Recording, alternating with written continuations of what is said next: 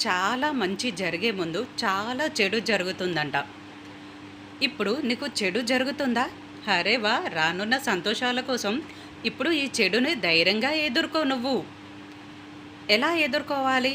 ధైర్యం ఒక్కటే నీ ఆయుధం ఇప్పుడు.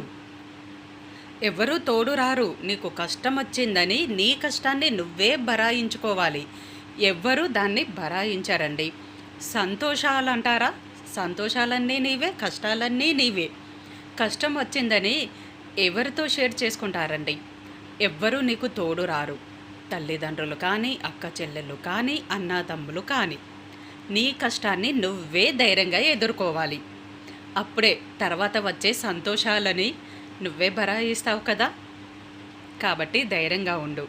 ధైర్యమే నీ ఆయుధం. కష్టం వచ్చిందని ఎలాంటి నిర్ణయాలు ఎప్పుడు కూడా పొరపాటు నిర్ణయాలు ఎవ్వరూ తీసుకోవద్దండి.